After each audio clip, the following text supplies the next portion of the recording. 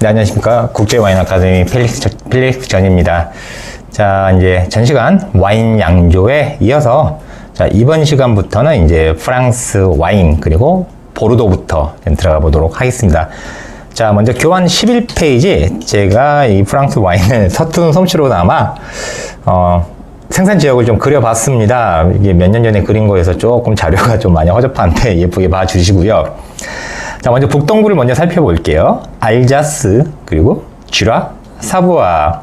쥐라 같은 경우에는 다들 아시다시피 엘로 와인이 좀 많이 유명한 곳인데 생산수가 있죠. 네, 엘로 와인 나중에 설명해 드리겠습니다. 자, 알자스는 뭐 다들 아시는 것처럼 게베르추라미너, 그리고 피노그리, 그리고 뭐 실바너, 뭐 루레슬링, 네 등등 화이트 와인의 천국이라 할 수가 있겠죠. 그리고 이제 윗부분 북부에 보시면 쌍파뉴, 샤블리, 부르고뉴, 그리고 이제 아랫부분에 남부 쪽에 론이 있고요. 론 아랫부분에 프로방스, 랑그도 루시옹, 그리고 대서양에 인접한 가로로 동서를 잇는 1100에서 1200km 정도 되는 루아르 밸리의 바로 루아르 계곡이 되겠죠.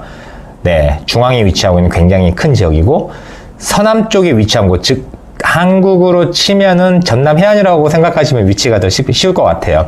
바로 보르도입니다. 자, 제가 키포인트를 먼저 말씀을 드리면은 프랑스 와인은 바로 지명을 아는 것에서부터 출발을 합니다.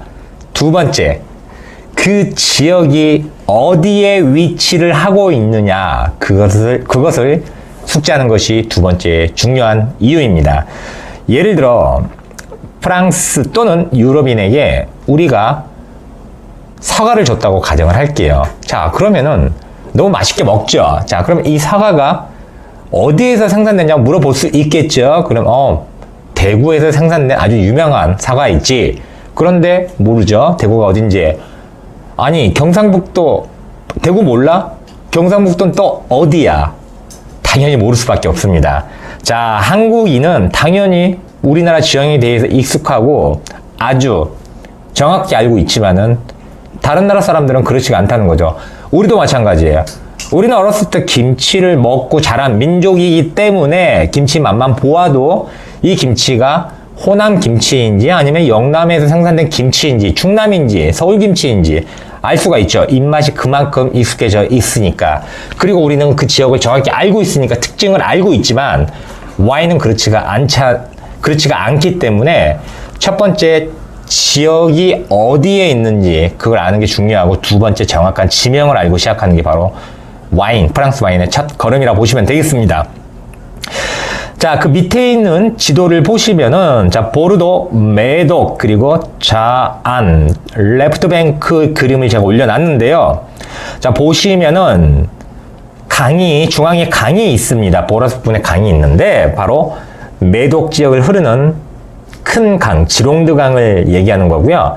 메독은 물의 한가운데, 즉 물에 둥둥 떠있는 이런 느낌이 강합니다. 이런 의미를 가지고 있어요. 자, 그래서 물에 떠있다는 것은 바로 큰 강인 지롱드 강을 말하는 거고요. 그 지롱드 강을 필두로 해서 대서양 쪽으로 만나는 어귀에 있는 곳이 바로 메독 지역입니다. 자, 그리고 소지역으로는 생테스테프, 그리고 포이아, 생줄랭, 마고, 그리고 리스트라, 몰리, 그리고 아랫부분을 보시면은 페삭, 레오난가, 그리고 그라브 지역이 위치하고 맨 아랫부분은 소테른이 위치하는 것을 알 수 있고요. 반대편에 있는 우한 쪽에는 지롱드 강의 지루인, 즉 한강 양재천 그리고 뭐 안양천 이런 지루를 말하는 거예요. 지롱드 강의 지루인 도루, 도뉴 강 우측에 위치하고 있는 지역에서 이 지역은 바로 라이트뱅크 또는 우안이라고 합니다. 그리고 아랫부분에 보시면은 노란색으로 황색 부분으로 색칠되어 있는 부분이 바로 앙트르테메르. 이 지역은 메를로 품종, 아주 찐득한 메를로 품종이 굉장히 많이 재배되는 곳인데 끈적끈적한 진흙 토양에 그리고 자갈 토양이 혼합되어 있는 곳이라 정확하게 그 메를로의 특징을 반영하고 있는 곳이기도 합니다. 자, 그렇다면 이제 12페이지 보시면 개요를 말씀드리겠습니다. 한 개 큰 강, 지롱드강과 두 개의 지류, 가롱강과 도르도뉴강이 위치를 하고 있고요.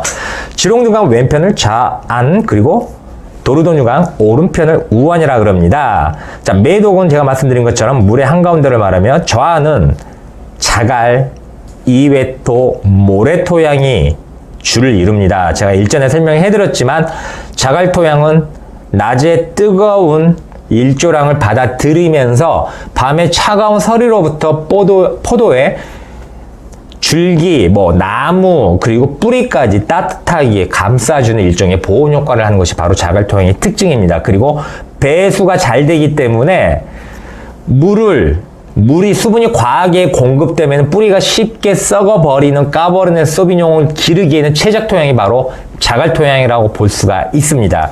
자, 그래서 매독 좌완 쪽은 주요 품종이 토양의 특징에 따라서 정확하게 4종류를 혼합 재배를 합니다. 왜 그러냐면은 한 가지 품종에 올인할 수가 없죠. 왜?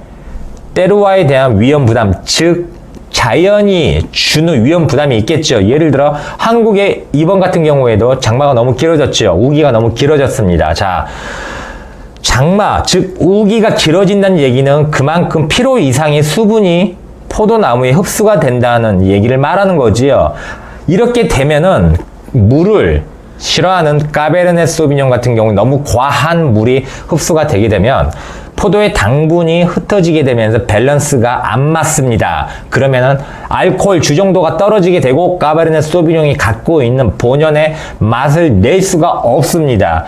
그렇기 때문에 거기에 모자라는 부분을 갖다가 취약 부분을 보완하기 위해서 메를로, 까베르네 프랑, 그리고 하나 더 뿌띠베르도라고 하는 품종을 혼합 섞어서 블렌딩해서 만드는 게 바로 매독 좌완 쪽의 특징이고, 기후가 일정치 않다 보니까 아주 특별한 경우를 빼놓고는 기후에 따라서 소량씩 블렌딩의 비율이 달라지게 됩니다. 자, 무슨 말이냐? 비가 많이 왔던 한 해는 메를로가 작황이 좋았기 때문에, 메를로는 수분에 강하기 때문입니다. 그래서 메를로의 블렌딩 비율이 높아지고 반면 까베르네 소비뇽의 비율이 낮아집니다. 하지만 일조량이 풍부했고 가뭄이 들 정도로 굉장히 기온이 높았던 해에는 까버르네 소비뇽이 굉장히 작황이 좋겠죠. 이럴 경우에는 까버르네 소비뇽의 작황 비율이 80% 이상 들어가게 되면서 블렌딩도 그만큼 높아지게 됩니다.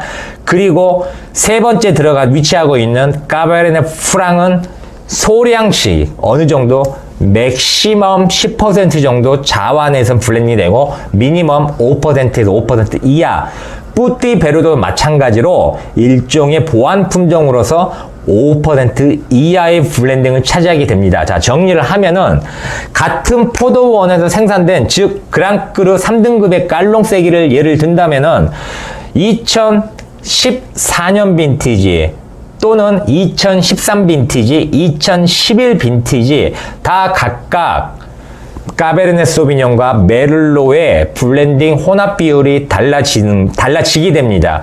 자, 한 가지 꿀팁을 드리면은 보르도 좌완의 경우 까베르네 소비뇽의 블렌딩 비율이 높을수록 와인의 품질도 그만큼 높고요. 그리고 가격도 높게 형성이 되어 있습니다. 자, 다시 교환으로 들어가서, 자, 주요 품종 좌완입니다. 까베르네 소비뇽, 메를로, 뿌띠베르도, 하나 더 까베르네 프랑. 자, 화이트 품종 소비뇽 블랑, 그리고 세미뇽, 그리고 저번 시간에 알려드렸던 미스카데.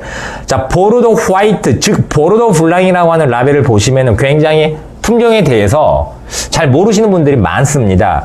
소비뇽 블랑과 세미뇽을 혼합을 해서 만드는 게 바로 보르도 블랑의 보편적인 스타일이고, 미스카델은 블렌딩보다는 단일 품종으로 와인을 만들어내기 때문에 더 맛을 보면은 그만큼 더 풍미를 알아차리기가 더 쉽다고 보시면 되겠습니다. 자, 그렇다면 우리가 간단하게 지역명을 먼저 말씀을 드릴 텐데, 자, 어렵지 않습니다. 딱 지역명 더도 말고 덜도 말고 6개, 난 6개도 어렵다 하시는 분은 4개만 알고 계시면 됩니다. 왜? 이 지명은 바로 프랑스 와인 라벨에 그대로 표기가 되고요.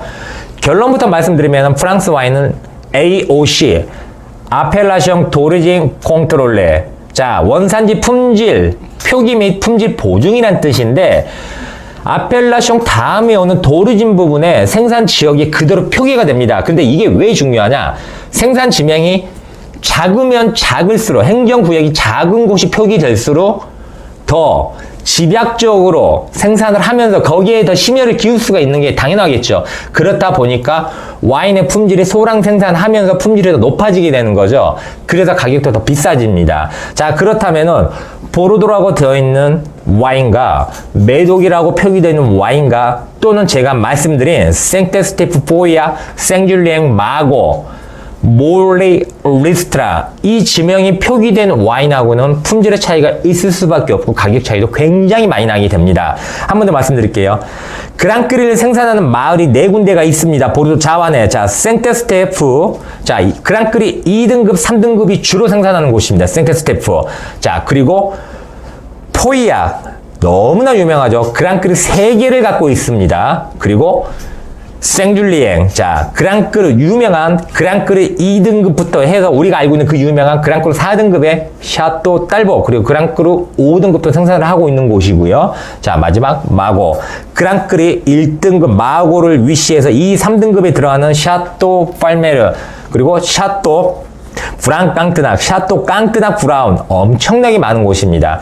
자, 이 4개 마을 중에서 굳이 순위를 뽑자 그러면 단연 1순위로 보이아 와인, 두 번째가 바로 마고 지역의 와인이 되겠습니다. 자, 보르도 자완의 AOC 등급 1855년 나폴레옹 3세가 파리 만국박람회, 두 번째로 열린 파리 만국박람회에서 제정을 했습니다. 자, 먼저 맨 윗등급 AOC, 그리고 VDQS, 뱅드페이, 뱅드더블. 자, 이 법은 2011년도부터 아오페, 아펠라시옹, 도레지엠 프로테게, 즉 원산지 품질 보증과 보호라는 의미를 갖고 있는 법으로 바뀌었지만은 아직도 프랑스 현지에서는 AOC 등급에 의거해서 라벨을 표기하고 있다는 점을 참고하시길 바라겠습니다. 자, AOC에 들어가기 위해서는 여기 교환에 보시는 것처럼 자, 생산 지역, 품종, 최고 최저 알코올 도수, 수확량, 그리고 숙성 조건, 농약의 살포 시기, 양조 방법, 가지치기 방법과 관능 및 시험 검사까지 여러 가지 단계별로 까다로운 품목의 합격점을 받아야지만 AOC라고 하는 아펠라싱 도리진 꽁트롤레, 즉 도리진 부분에 지역명을 당당하게 표기를 하고 바깥으로 수출하는 와인이 될 수 있다는 것이죠. 자, 교환 12페이지, 13페이지 넘겨보시면은, 자, 그랑크리 1등급 5개 포도원 제가 올려놨습니다. 샤또 라뚜르, 샤또 마고, 샤또 무똥 로실드, 샤또 라피드 로실드, 그리고 샤또 오브리옹까지. 참고로 샤또 오브리옹은 보르도 아랫부분에 위치한 그라브 지역에서 생산되는 와인이라고 보시면 되겠습니다. 자, 마지막 정리를 해드리겠습니다. 보르도, 그리고 보르도 메독이 있습니다. 자, 그리고 오늘 제가 말씀드린 내용은 지롱드 강, 즉 메독 중앙에 위치하고 있는 지롱드 강을 기점으로 왼편에 위치하고 있는 좌안 레프트뱅크의 4개 마을 생테스테프, 포이아, 생줄리엥, 마고 2개 더 한다면은 몰리 리스트라까지. 자, 이 지역은 블렌딩을 해서 와인을 만들어냅니다. 그래서 블렌딩의 예술이라고 하는데 블렌딩 비율은 작황에 따라 차이가 있다는 거. 같은 샤또로 할지라도 같은 샤또에서 생산된 같은 와인을 할지라도 빈티지에 따라서 블렌딩의 혼합 비율이 달라진다는 거 아시겠죠? 자, 하지만 달라진다 하더라도 까베르네 소비뇽 1순위입니다. 두 번째 메를로, 세 번째 까베르네 프랑, 바로 네 번째가 뿌띠 베르도가 되겠습니다. 자, 제가 조금 더 디테일하게 설명을 해드리지 못해서 조금 죄송한 마음이 있는데 이것만 알고 계시면 됩니다. 보르도 와인보다는 메독 와인이 더 가격이 비싸고요. 그리고 메독 와인보다는 메독 안에 있는 4개 지명이 표기된 와인이 더 비싸다는 거. 그리고 보르도 와인이 되었든 아니면은 4개 마을, 즉 생테스테프부터 마고까지 그 마을명이 표기됐던 블렌딩 비율은 까베르네 소비뇽, 메를로, 까베르네 프랑, 하나 더 한다면은 뿌띠 베르도가 들어간다는 것, 블렌딩 들어가는 품종 변치 않다는 것, 이것만 알고 계시면 되고, 라벨에 표기되는 지명이 작은 지역일수록 점점 와인의 품질과 가격이 높아진다는 것만 숙지를 하시면 되겠습니다. 자, 그러면 다음 시간에는 보르도 우완에 대해서 다시 한 번 더 함께 알아보도록 하겠습니다.